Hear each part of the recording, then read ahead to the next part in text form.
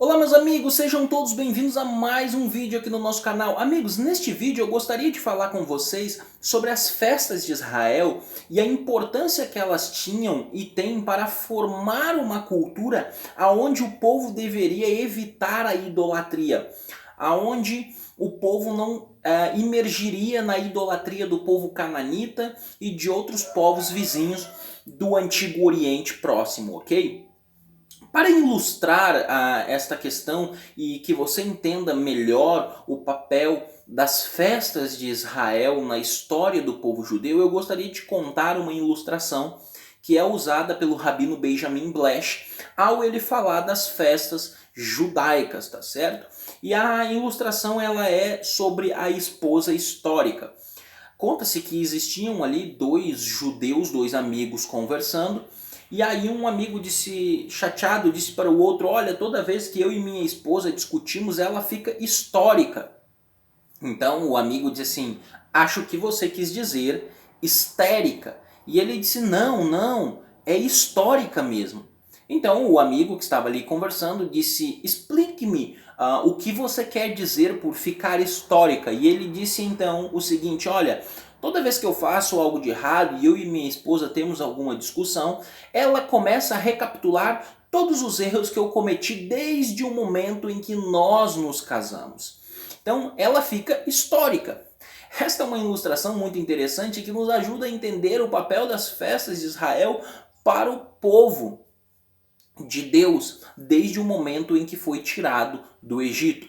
Porque as festas de Israel, elas tinham um papel que era trazer a memória do povo e constantemente relembrar ao povo quem era o seu Deus, o que ele havia feito por eles na história e o que faria por eles ainda. Então, esta concepção ela é muito importante. Então, as festas elas eram e são uma espécie de recapitulação das atividades salvíficas de Deus em prol do povo de Israel. As festas desta forma, elas são um símbolo da redenção e de tudo aquilo e todas as bênçãos que Israel recebeu. De tal forma que quando nós olhamos para este cenário, nós precisamos refletir como que se dava a adoração no Antigo Oriente, para você entender isso de uma forma mais clara. Então, por exemplo, dentro de Israel, você tinha a Páscoa. A Páscoa ela era um símbolo do nascimento da nação de Israel. Então, quando Deus tira Israel do Egito, nasce uma nova nação agora. Essa nova nação tem um encontro com Deus no pé do Monte Sinai, 50 dias ali após a saída do povo de Israel do Egito. Recebe a Torá e você tem ali a festa das semanas, né? A festa de Shavuot, que hoje nós chamamos de Pentecostes, a festa de Pentecostes. Então veja, por exemplo, no calendário litúrgico hebraico que nós temos ali no livro de Vaikra, no livro de Levítico, se você pega o livro de Levítico no capítulo 23, você tem um calendário litúrgico ali. E, por exemplo, vou mencionar 3 das festas. Nós temos ali a Páscoa, comemorando a saída do povo de Israel do Egito. Era uma festa que era comemorada na primavera, portanto envolvia a questão de colheita. Na sequência você tem a festa das primícias, que se comemorava ali a colheita da cevada, e depois você tinha a festa das semanas, que também era marcada pela colheita do trigo. Então as festas da primavera elas estão relacionadas com colheitas, tá certo? E isso é muito interessante, até porque assim, por exemplo, na festa das primícias, quando a pessoa colhia, ela levava parte daquilo para Deus. Essas festas elas levavam as pessoas a reconhecer que tudo aquilo que elas tinham, aquilo que elas recebiam, principalmente numa época onde você tinha, as pessoas sobreviviam do meio agrícola, ou seja, elas dependiam da agricultura para sobreviver. Então estas festas conscientizavam as pessoas de que tudo o que elas tinham tinha sido dado por Deus. Então, ao mesmo tempo que as festas levavam o povo a refletir na sua história para com Deus, elas também demonstravam constantemente para o povo que tudo o que eles tinham vinha de Deus. Ora, As pessoas do mundo cananita acreditavam que Baal era o deus da fertilidade. Portanto, num contexto onde Baal era adorado, logo se dedicava a essas coisas a Baal. E nós temos um exemplo bíblico onde o povo de Israel está em apostasia e eles vão dedicar estas coisas que fora dada por Deus a Baal. Então, por exemplo, se você pegar no livro de Oséias, no capítulo 2, é um texto muito interessante. Eu vou ler do verso 8 em diante para vocês entenderem. E aí você pode ler o capítulo 2 todo em sua casa. Mas diz assim: ela não reconhece que fui eu quem lhe deu o trigo, o vinho e o azeite, quem a cobriu de ouro, de prata que depois usaram para Baal. Por isso, levarei o meu trigo quando ele amadurecer e o meu vinho quando ficar pronto. Arrancarei dela a minha lã e meu linho, que serviram para cobrir sua nudez. Pois agora vou expor a sua lascívia diante dos olhos dos seus amantes. Ninguém a livrará das minhas mãos. E aí ele vai falar que vai acabar com alegrias dos sábados deles e tudo mais. Porque o que estava acontecendo aqui no capítulo 2? O povo estava imerso na idolatria a Baal. E num contexto onde o povo estava imerso na idolatria a Baal, eles esqueceram de quem dava aquelas bênçãos para eles. E eles começaram a pegar o trigo, a pegar o vinho, as bênçãos que Deus dava para eles e dedicarem a Baal, como se Baal tivesse dado aquilo para eles. Aqui nós temos um povo que se esquece de quem é o seu Deus, do Deus com quem fez a aliança. E é interessante porque a linguagem do livro de Oséias é toda de adultério. O povo havia adulterado, seguido a outros deuses. Em um vídeo anterior eu falei sobre prostituição ritual.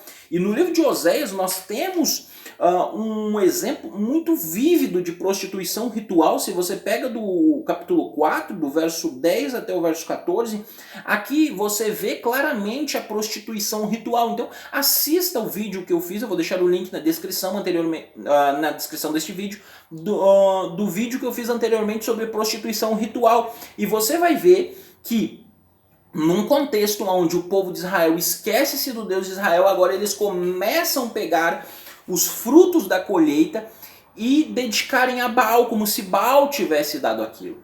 Ou seja, e é interessante porque aqui diz que eu vou tirar os sábados. Quando diz aqui que iria tirar os sábados, seria possivelmente aqui uma referência aos feriados que Israel tinha. Porque quando você vai para Levítico 23 e outros textos da Torá, lá os sábados são feriados. São feriados que eram as festas, e essas festas relembravam toda a história que Israel tinha. E todas essas festas, elas eram festas alegres, elas eram festas que traziam alegria, porque lembravam tanto da redenção quanto também das bênçãos que eles recebiam na vida diária, num sentido mesmo físico. Redenção, quando eu falo de redenção no sentido espiritual, ser comprado por Deus, entrar em um relacionamento de aliança, um casamento com Deus, e as bênçãos físicas, porque quando você tem a questão da colheita, você também tem a questão agora do comer, do se manter e etc. Então veja, as festas, eles lembravam de tudo isso, o povo de tudo isso. E aquelas festas, muitas delas eram consideradas, se não sua grande maioria, como sábados, ou seja, feriados. E aqui ele diz que tiraria os seus sábados. É interessante porque se nós olharmos no verso 11, o verso 11 diz assim: acabarei com a sua alegria, suas festas anuais, suas luas novas, seus dias de sábado e todas as suas festas fixas. Olha que interessante, porque aqui você tem uma progressão, porque o calendário judaico ele é um calendário lunar. Então, quando ele diz assim, vou acabar com as suas festas anuais, ou seja, você tem uma ideia progressiva aqui, eu vou acabar com as suas festas, porque eles tinham festas durante o ano. Depois vou acabar com suas luas novas. Você tinha o mês judaico, ele é marcado pela lua nova, ok? Porque o calendário judaico é um calendário lunar. E aí depois chega nos seus dias de sábado, nas suas festas semanais, que seriam os sábados, os encontros sabáticos que eles teriam com o povo. Então aqui estão incluídos todos aqueles sábados, porque as festas de lua nova, que eram ali, você tinha um mês que marcavam as festas, então você tinha o mês virava com a lua nova, de acordo com o calendário lunar, e determinados meses tinham suas festas, e essas festas eram chamadas de sábados. Então esses sábados seriam tirados, e também o sábado semanal. Então perceba como é interessante. As festas que Israel tinha eram festas que traziam à memória deles tudo aquilo que o Deus de Israel tinha feito por eles e que fazia por eles. Num contexto de idolatria, onde eles se esqueceram de Deus, eles começaram a oferecer tudo isso a Baal. E Deus, como um castigo, diz para eles que tiraria essas festas deles. Veja que o tirar as festas de Israel era um castigo, porque entendo eu aqui que tirar as festas de Israel também é tirar sua identidade, é tirar quem Israel é, porque se tira as festas deles, toda a história que eles tiveram com o Deus de Israel seria esquecida, seria apagada. Então eles seriam um povo sem identidade, um povo como os demais povos ali do Antigo Oriente que adoravam a Baal e outros deuses. Então, as festas elas foram muito importantes para a formação cultural daquele povo, porque quando eles cultuavam, eles entendiam quem eles eram numa sociedade idólatra como era a sociedade antiga. E aí então agora eles se voltariam para o Deus de Israel.